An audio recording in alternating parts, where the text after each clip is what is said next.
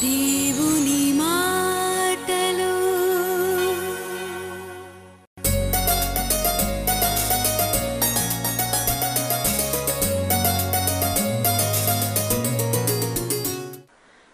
ఆ దినాల్లో మరి యూదులు అన్యులతో వారేమి చెప్తున్నారంటే రక్షణ, పరిపూర్ణమైన రక్షణ లేక సంపూర్ణ రక్షణ యేసుక్రీస్తు వలన మాత్రం కాదు, మీరు ధర్మశాస్త్రాన్ని కూడా పాటించాలి. ధర్మశాస్త్రం మూలంగా మరి మీకు రక్షణ కలుగుతుంది. క్రీస్తు ఒక్కడే మనుషులను రక్షించలేడు. Christ alone cannot save the people. అయితే రక్షింపబడుటకు లేక రక్షణ పొందడానికి ధర్మశాస్త్రం కూడా మీరు గైకొనాలని వారు ప్రకటిస్తున్నారు. అదే ఆనాటి అబద్ధ బోధ. ధర్మశాస్త్రం కొట్టివేయటకు యేసు ప్రభు రాలేదు, దాన్ని నెరవేర్చడానికి వచ్చినాడని మనం మత్తయి సువార్తలో చూస్తున్నాం, కొండ మీద ప్రసంగంలో. అంటే దీని అర్థము రక్షణ పొందుకున్నది కేవలము దేవుని యొక్క ఉచితమైన కృప అని మర్చిపోతున్నారు. క్రియల ద్వారా రక్షణ కలుగుతుందని వారు బోధిస్తున్నారు. అది తప్పని, ఇంత తొందరగా మీరు ఎలాగూ జారుకున్నారు, వైదొలిగినారు సత్యం నుండని బాధపడుతూ పౌలు గలతీలకు రాస్తున్నాడు. ఎఫెసీలకు రాస్తూ పౌలు అంటాడు కదా, మీరు పొందుకున్న రక్షణ మీ వలన కలిగినది కాదు. ఎఫెసీ 2వ అధ్యాయం 8వ వచనంలో చూడండి, మీరు విశ్వాసం ద్వారా కృపచేతనే రక్షింపబడి ఉన్నారు, ఇది మీ వలన కలిగినది కాదు, దేవుని వరమే. మీ వలన మన వలన ఏమవుతుందండి రక్షణ పొందడానికి? మనమేమి ఎక్కడ ఏమి ప్రయాసపడినామని రక్షణ కొరకు? ఇతర మార్గాల్లో చూసినప్పుడు ఎన్ని ఇబ్బందులు పడుతుంటారు వాళ్ళు, మునుగుతూ తేలుతూ కత్తి మీద స్నానం చేస్తూ నిప్పులో నడుస్తూ మరి దేహాన్ని అంతా గాయపరుస్తూ దేహంలో కొన్ని భాగాలు కూడా మరి వారు అర్పిస్తూ ఎన్నెన్నో తిప్పలు పడుతున్నారు. ప్రభు మార్గంలో ఉన్న మనమైతే ఇలాంటివేవీ చేయలేదు. హృదయమందు యేసు ప్రభును రక్షకునిగా స్వీకరించి నోటితో ఒప్పుకొని ఆయన నామంలో ప్రార్థించినప్పుడు రక్షింపబడుతున్నామని పరిశుద్ధ గ్రంథంలో ఉన్నది.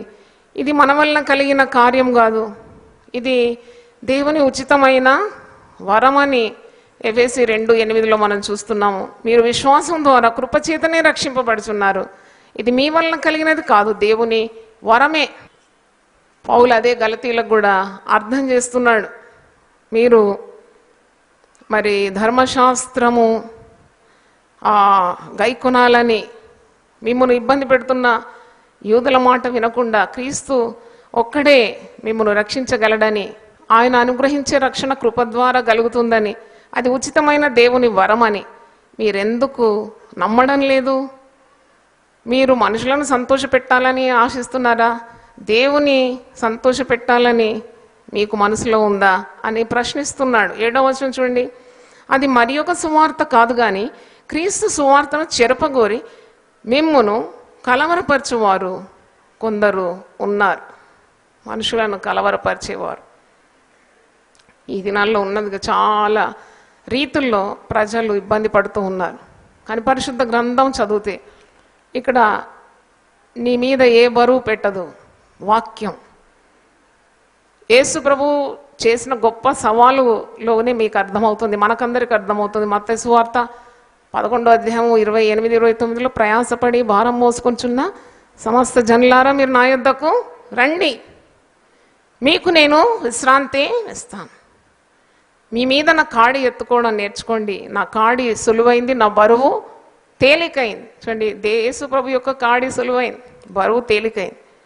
కానీ మోయశక్యంగా అని బరువులు మీ మీద కడతారు బోధకులు లేక సువార్త సేవకులు అనే పేరు ఉండేవారు. ఇలాగ మోయశక్యంగాని బరువులను మీ భుజం మీద కట్టి వారి చిటికెన వేలతో కూడా అది లేపరాడు అని యేసు ప్రభు మత్తయి 23లో వేషధారులను గద్దిస్తున్నాడు. కనుక దేవుని వాక్యాన్ని చక్కగా చదివి అర్థం చేసి take time to read God's word. దేవుని వాక్యం ఎప్పుడు కూడా మనుషులను కలవరపెట్టదు. ఈ వాక్యం చదువుతున్న కొలది నీకు దేవుని మనస్సు నీకు అర్థమవుతుంది. How God loves you, what is God's grace, దేవుని కృప అంటే ఏంటి, ఇవన్నీ అర్థం కావాలంటే దేవుని వాక్యాన్ని చక్కగా పఠించాలి. అబద్ధ బోధకులు పెట్టే కలవరానికి దూరంగా ఉండాలి అని పౌలు గలతీలో ఉన్న సంఘం విశ్వాసులకు హెచ్చరిస్తున్నాడు. 8వ వచనం చూడండి, మేము మీకు ప్రకటించిన సువార్త గాక మరి ఒక సువార్తను మేమైనను పరలోకం నుండి వచ్చిన ఈ యొక్క దూత అయినను మీకు ప్రకటించిన అతడు శాపగ్రస్తుడవును గాక. Cursed is the fellow who is deviating from the God's word. అందుకే పౌలు అంటున్నాడు, మేము ప్రకటించిన సువార్త సత్యమైనది, సత్య సువార్త మీకు ప్రకటించినాం. ఈ సువార్త మీరు వదిలిపెట్టి అబద్ధ బోధ తట్టు తిరుగుతున్నారు కదా, మిమ్మును వైదొలగించిన వారు, సువార్తను చెరిపిన వారు, ఒకవేళ పరలోకం నుండి వచ్చిన దూత అయినా కానీ అబద్ధ బోధ మీకు ప్రకటిస్తే అట్టివారు శాపగ్రస్తులని, అట్టివాడు శాపగ్రస్తుడవునుగాక అని ఇక్కడ ఖచ్చితంగా అంటున్నాడు. 8వ వచనం, Galatians 1st chapter 8th verse, గలతీయులకు రాసిన పత్రిక 1వ అధ్యాయం 8వ వచనం మీరు అండర్లైన్ చేసుకోవాలి. మేము మీకు ప్రకటించిన సువార్త గాక మరి ఒక సువార్తను మేమైనను పరలోకం నుండి వచ్చిన ఒక దూత అయినను మీకు ప్రకటించిన అతడు శాపగ్రస్తుడవును గాక. మేము ఇది వరకు చెప్పిన ప్రకారము ఇప్పుడును మరల చెప్పుచున్నాము, మీరు అంగీకరించిన సువార్త గాక మరి ఒకటి ఎవడైనాను మీకు ప్రకటించిన వాడు శాపగ్రస్తుడవును గాక. 2 సార్లు పౌలు ఒక్కడి నుంచి చెప్తున్నాడు.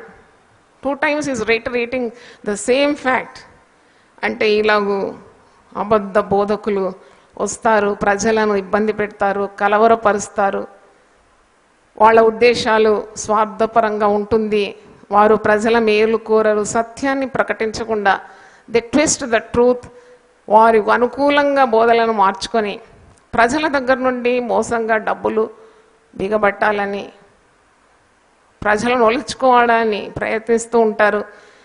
అలాంటి వారికి మీరు మరి లొంగకుండా దేవుని వాక్యం ఏమంటుందో చక్కగా వాక్యాన్ని తరచి చూడండి. ఇట్టి వారు ఎవరైతే సత్య సువార్త ప్రకటించకుండా అబద్ధ బోధకులు ప్రకటిస్తున్నారో అట్టి వారందరూ కూడా దేవుని శిక్షకు పాలవుతారు. They become cursed by God, they are punishable by God అని 2 వచనాల్లో కూడా పౌలు చెప్తూ ఉన్నాడు. 10వ వచనం చూడండి, ఇప్పుడు నేను మనుషుల దయను సంపాదించుకొని చూస్తున్నానా దేవుని దయను సంపాదించుకొని చూస్తున్నానా? మంచి మాట. దేవుని చిత్తం నెరవేర్చేవారు ఎప్పుడు కూడా దేవుని దయను సంపాదించుకోవడానికే ప్రయత్నించాలి. Those who fear God should always be God pleasers, not men pleasers. మనుషులు ఏమనుకుంటారు అని అలాంటి యోచన వదిలిపెట్టాలి. దేవుడు ఏమనుకుంటున్నాడు నీ గురించి, దట్ ఈస్ మోర్ ఇంపార్టెంట్. కొందరు పైకి భక్తిగా ఉండి వారి లోన పాపము ఉంచుకుంటే దాని వల్ల ఏం ప్రయోజనం? నిన్ను హైదరాబాద్ పట్టణం మొత్తం మెచ్చుకున్నా నీవు దేవుని దృష్టికి సరిగ్గా లేకుంటే you are deceiving yourself, నిన్ను నీవు మోసపరుచుకుంటున్నావు. కాబట్టి దేవుని దయను సంపాదించుకోవాలి, దేవుని మెప్పు కోరాలి. ప్రభు మెచ్చుకొని వాడే ధన్యుడని పరిశుద్ధ గ్రంథంలో ఉన్నది. దేవుని స్తోత్రం, hallelujah. When you want to stand for truth sometimes you may be hated by some people. సత్యం కొరకు నిలబడాలన్నప్పుడు కొందరు నేను షబాష్ అంటారు, కొందరు నేను డౌన్ డౌన్ అనవచ్చు. But if you are a true servant of God, నిజంగా దేవుని సేవకునిగా సేవకురాలిగా ఉంటే నీవు మనుషుల దయను కాదు దేవుని దయను సంపాదించుకోవడానికి ప్రయత్నించాలి. దేవుడు చెప్పిందే చేయాలి. మనుషులకు భయపడి ఒక రీతిగా ఉండి మరి దేవుని మెప్పును పోగొట్టుకుంటే ఏం ప్రయోజనం? మనుషులు ఎలాగూ నిన్ను అర్థం చేసుకున్నా దేవుని దృష్టిలో సరిగ్గా ఉంటే అది ఎంత ధన్యకరం. అందుకే అంటున్నాడు, ఇప్పుడు పౌలు చెప్పిన మాటలు కొందరికి అయిష్టంగా ఉండొచ్చు సంఘంలో. Some people may be far him, some may be against him, but still he wants to please God. He wants to be a God pleaser and not a man pleaser. అందుకు చాలా పర్యాయములు లేఖనాల్లో పౌలు ఇలాగూ రాయడం మనం చూస్తాం. మేము దేవుని సంతోషపరచువారం, మేము దేవుని దయను సంపాదించుకుంటున్నాం, దేవుని చిత్తమును నెరవేర్చడానికి మేము సిద్ధంగా ఉన్నామని. ఇక్కడ అదే మాట 10వ వచనంలో, ఇప్పుడు నేను మనుషుల దయను సంపాదించుకొని చూస్తున్నానా దేవుని దయను సంపాదించుకొని చూస్తున్నానా? నేను మనుషులను సంతోషపెట్టగోరుచున్నానా? నేను ఇప్పటికి నీ మనుషులను సంతోషపెట్టువాడినైతే క్రీస్తు దాసుడను కాకపోయేదును. క్రీస్తు దాసుడనంటే నేను క్రీస్తునే సంతోషపెట్టాలి. నేను మనుషుల దాసుడనైతే మనుషులను సంతోషపెట్టాలి. మనుషులు కాదు నన్ను ఎన్నుకున్నది, మనుషులు కాదు నన్ను ఏర్పాటు చేసుకుంది. దేవుడు నన్ను పిలుచుకున్నాడు, దేవుడు నన్ను ఏర్పరచుకున్నాడు, దేవుడు నన్ను ఎన్నుకున్నాడు. నేను ఇంతకుముందు చెప్పినట్టు తల్లి గర్భంలో ఎన్నుకున్నాడు, జగత్పునాదులు వేయకమునిపై నన్ను ఎన్నుకున్నాడు. కాబట్టి దేవుని పిలుపును పొందుకున్న నేను దేవుని చిత్తాన్ని వెతకాలి, దేవుడు చెప్పినట్టునే చేయాలి, దేవుని దయనే నేను పొందగోరాలి. అందుకే దేవుడు ఏదైతే నాకు చెప్పమంటున్నాడో అదే చెప్తున్నాను. మీరు అబద్ధ బోధకులతో ఇంత తొందరగా మీరు తిరిగిపోవటం చూడగా నాకు చాలా ఆశ్చర్యం కలుగుతుంది అని 6వ వచనంలో పౌలు భక్తుడు వ్యక్తం చేయడం మనం చూస్తున్నాం. ఈ మాట మొదటి తెస్సలోని ఒకసారి చూడండి. మొదటి తెస్సలోనికలు రాసిన పత్రిక 2వ అధ్యాయం 4వ వచనం. తెస్సలోనిక పత్రిక కూడా పౌలు భక్తుడే రాసినాడు. ఇక్కడ కూడా తెస్సలోనికులకు రాస్తున్నాడు.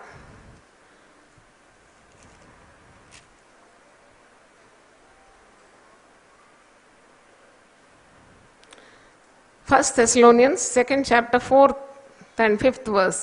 సువార్తను మాకు అప్పగించుటకు యోగ్యులమని దేవుని వలన ఎంచబడిన వారమై మనుషులను సంతోషపెట్టువారం కాక మన హృదయములను పరీక్షించు దేవునిని సంతోషపెట్టువారమై బోధించుచున్నాం. మీరెరిగి ఉన్నట్టు మేము ఇచ్చకపు మాటలనైనను ధనాపేక్షను కప్పిపెట్టు వేషమునైనను ఎన్నడను వినియోగింపలేదు. ఇందుకు దేవుడే సాక్షి. ఆయన మనసాక్షి ఎంత పవిత్రంగా ఉందో చూడండి అంటున్నాడు అన్నమాట.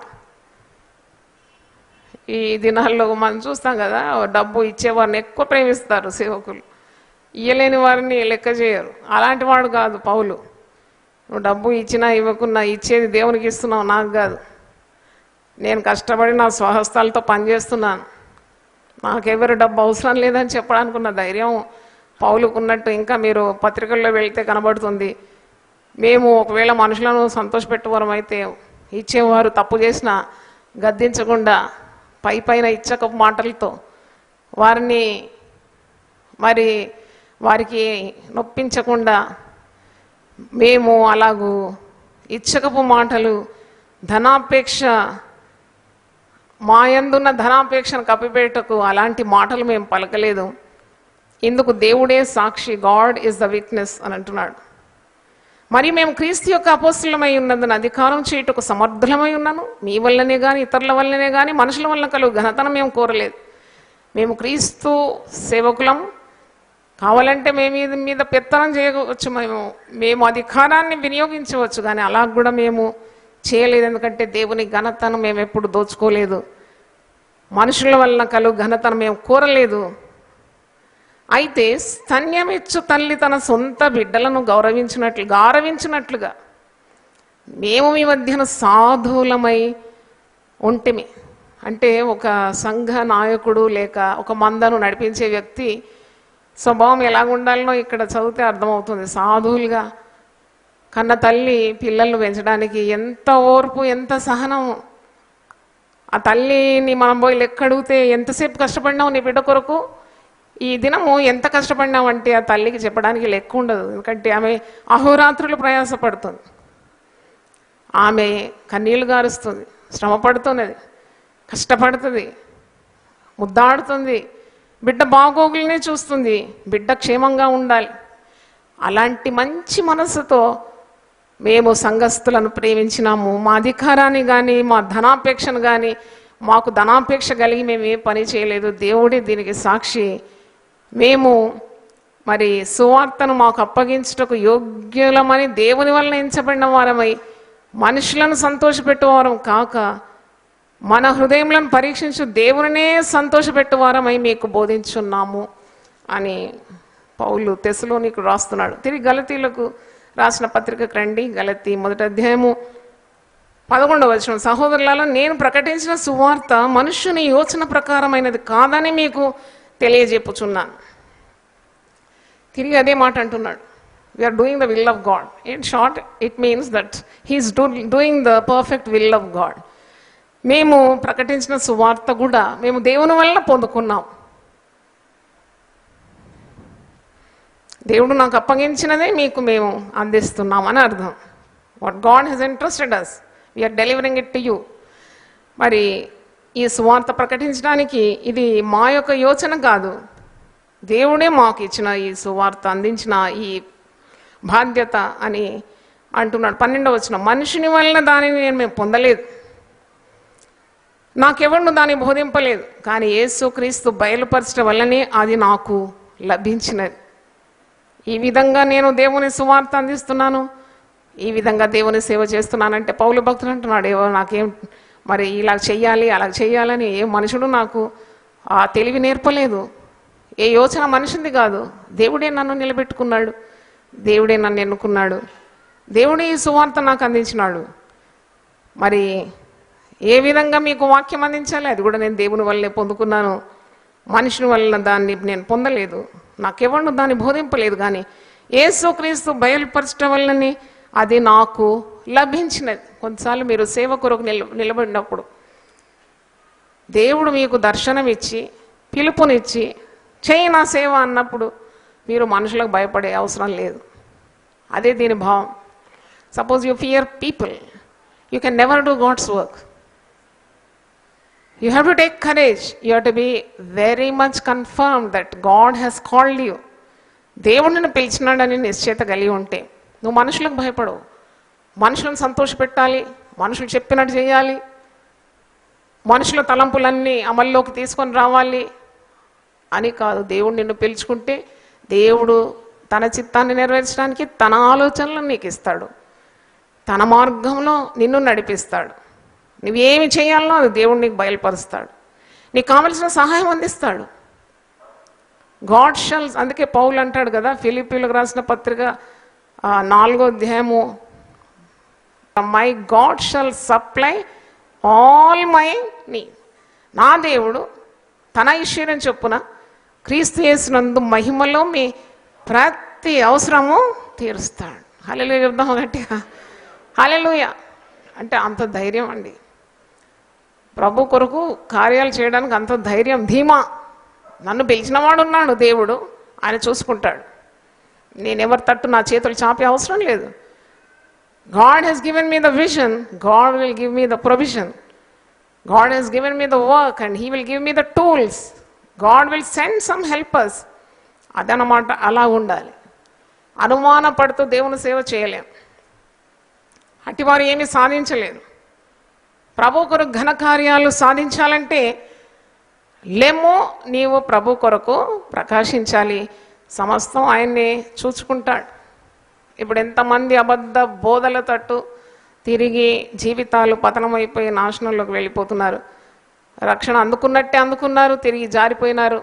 మరి వారి గురించి శ్రద్ధ సంఘానికి ఉండాలి కదా, లేవాలి. ప్రభు కొరకు విశ్వాస వీరులు, ప్రార్థనా వీరులు, సందేశం ఇచ్చే వీరులు, ప్రభు సేవ నిమిత్తం ప్రాణం పెట్టేవారు కూడా ప్రభువుకు అవసరమే దేవుని రాజ్యం కట్టడానికి. దేవుడు నీకు చెప్పింది చేయడానికి మనుషుని సలహా అవసరం లేదు.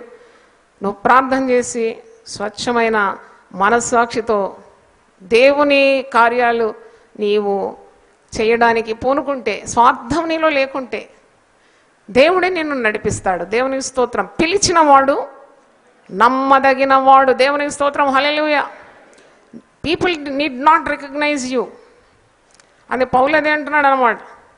నా పిలుపు మరి నా ఏర్పాటు అది దేవుని వల్ల కలిగింది, నాకు అపోస్తులత్వం దేవుడిచ్చినాడు. God has ordained me to do God's work. How clear is his vision. దర్శనం ఎంత స్పష్టంగా ఉంది, దేనికి తొణకక బెణకక తొట్టిల్లక ఉన్నాడనమాట. Is firm about his calling. ఇప్పుడు గలతీ పత్రిక నేను వివరిస్తున్నాను, కానీ 23 సంవత్సరాల దేవుని సేవలో అక్షరాల ఇదే జరిగింది నా జీవితంలో, సేవా జీవితంలో. దేవునికి స్తోత్రం. హల్లెలూయా. కొందరు ఊరుకోమన్నారు, సేవ చేయొద్దన్నారు, ఎన్నెన్నో అన్నారు. చెవిటిదాన్ని అయినట్టు వారి మాటలు వినకుండా దేవుని స్వరానికే లోబడగలిగినాను. దేవునికి స్తోత్రం. Hallelujah. I was deaf to the people's comments. I know God has called me. నన్ను దేవుడు అనుకున్నాడు అంతే, నాకు ఇంకా తక్కినంత అనవసరం. I have to be obedient to his call. దేవుడు నాకు ఇచ్చిన దర్శనానికి నేను అవిధేయత చూపను అని తీర్మానం చేసుకున్నాను. అమోఘమైన సేవ దేవుడు ఇచ్చినాడు. దేవుని స్తోత్రం, hallelujah. I'm so proud to be your pastor. మిమ్మల్ని నడిపించడానికి ఒక కాపరి స్థానంలో నన్ను నిలబెట్టి 24 గంటలు కూడా పరిచర్య చేయడానికి, మిమ్మల్ని కూర్చున్న చింత నాకు ఇచ్చి మీ క్షేమాభివృద్ధి కొరకు ప్రయాసపడడానికి మనస్సును, కావాల్సిన ఆరోగ్యాన్ని, అభిషేకాన్ని ఇచ్చి ఇంతవరకు కూడా దేవుడు నడిపిస్తున్నాడు. దేవునికి మహిమ ఘనత కలుగును గాక. 12 వచనాలు ఈరోజు మనం ధ్యానించినాము. మరి ఒక పాట పాడిన తర్వాత ప్రార్థనతో ముగించుకుందాం. ఒక మాట పలుకుము దేవా, ఒక మాట పలుకుము దేవా, మా జీవితాలు ధన్యమౌనుగా. ఒక మాట పలుకుము దేవా, ఒక మాట, చప్పటి కొట్టి ఆరాధిద్దాం. ఒక మాట పలుకుము దేవా, దేవా ఒక మాట పలుకుము దేవా, మా జీవితాలు ధన్యమౌనుగా. ఒక మాట పలుకుము దేవా, నీ మాటలోని సుఖము, నీ మాటలోని మధురం, నీ మాటలోని సుఖము, నీ మాటలోని మధురం, నీ మాటలోని ఎంతో సంతోషం, నీ మాటలోని ఎంతో సంతోషం. ఒక మాట పలుకుము దేవా, దేవా ఒక మాట పలుకుము దేవా, మా జీవితాలు ధన్యమౌనుగా. ఒక మాట పలుకుము దేవా, అడ్డులు తొలగును, జయము కలుగును, అడ్డులు తొలగును, జయము కలుగును, అడ్డులు తొలగును, సాతాను ఓడును, అడ్డులు తొలగును, సాతాను ఓడును. ఒక మాట పలికిన చాలు, నీవు ఒక మాట పలికిన చాలు. ఒక మాట పలుకుము దేవా, దేవా ఒక మాట పలుకుము దేవా, మా జీవితాలు ధన్యమౌనుగా. ఒక మాట పలుకుము దేవా, నీ మాటలోని మధురం, నీ మాటలోని మధురం, నీ మాటలోని, నీ మాటలోని మధురం, నీ మాటలోని ఎంతో సంతోషం, నీ మాటలోని ఎంతో సంతోషం. ఒక మాట పలుకుము దేవా, ఒక మాట పలుకుము దేవా. హల్లెలూయా. అందరూ ఒకసారి లేచి పడితే ప్రార్థన చేస్తాను. జీవపు మాటలు, సజీవపు మాటలు. సుఖము నీ మాటలు ఎంతో సంతోషం, నీ మాటలు ఎంతో మధురం. దేవుని యొద్ద నుండి వచ్చే మాట ఎంత ప్రశస్తమైంది, మమ్మల్ని ఆదరించేది, గాయం కట్టేది, కన్నీళ్లు తుడిచేది, ధైర్యపరచని మాటల కొరకు వందనాలు చెల్లిస్తున్నాను. చెట్టుకు మంచు తోడున్నట్టు నేను నీకుంటానని ఈరోజు మాకు అందరికీ వాగ్దానం ఇచ్చిన దేవుడు నాయన. తామర పుష్పం ఎదుగునట్లు నీకు అభివృద్ధి కలుగజేస్తానన్నాను, లెబానోనుకున్నంత సౌందర్యం నీకు ఇస్తానన్నావు. హల్లెలూయా. గొప్ప దేవా, నీ మాటలు ఎంత ప్రశస్తమైంది. పరిశుద్ధ గ్రంథాన్ని మా చేతికి ఇచ్చినందు వందనాలు. ఒక్క మాట కాదు, వేల కొలది మాటలు, ప్రశస్తమైన మాటలతో మా హృదయాన్ని నింపి మా తనివి తీరని మాటల్లో ఆనందించడానికి ఇచ్చిన కృప కొరకు వందనాలు, వందనాలు, వందనాలు తెలియజేస్తున్నాను ప్రభువా. నీ మాట లేకుంటే మేము బ్రతకలేము నాయన. నీ మాటనే మాకు నెమ్మది కలిగజేస్తుంది శ్రమ దినమున. వందనాలు తెలియజేస్తున్నాను. అలాగే గలతీ పత్రిక ఈరోజు ఆరంభించినాము. 6 అధ్యాయాలు కూడా చక్కగా మేము ఆనందిస్తూ ధ్యానించడానికి సహాయం దయచేయండి. పౌలు భక్తుడు అన్న రీతిగానైనా మనుషులను సంతోషపెట్టువారుగా కాక దేవుని దయను సంపాదించుకోవడానికి ఉన్న ప్రయత్నాలు మాకు దయచేయమని ప్రార్థిస్తున్నాను. సువార్తను నైనా మరి తండ్రి ఆ అబద్ధ బోధకులను తండ్రి పరిశుద్ధ గ్రంథంలో లేనివి బోధించేవారిని మేము ఎదుర్కోవడానికి, పోరాడడానికి ఉన్న సహాయం మాకు దయచేయండి.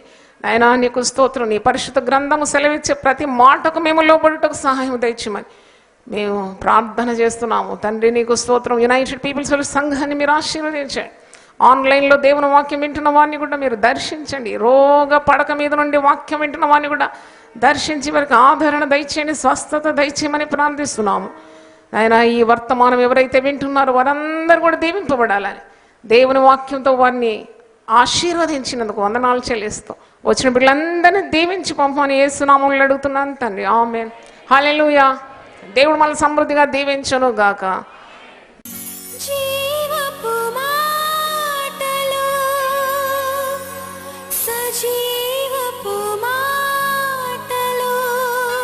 యునైటెడ్ పీపుల్స్ ఫెలోషిప్ నిర్వహించు సంపూర్ణ రాత్రి ప్రార్థన ప్రతి నెల చివరి బుధవారం. సమయం రాత్రి 9 గంటల నుండి ఉదయం 5 గంటల వరకు. స్థలం centenary Baptist church, clock tower దగ్గర, సికింద్రాబాద్. మీ అవసరతల కొరకు ప్రత్యేక ప్రార్థనలు చేయబడును. అందరూ ఆహ్వానితులే. ఆహ్వానించువారు జాయ్ చెరియన్ గారు. ఇంతవరకు మీరు జాయ్ చెరియన్ గారి సందేశం విని ఆశీర్వదింపబడ్డారని నేను నమ్ముచుంటున్నాను. మీ స్పందన మాకు తెలియచేయండి.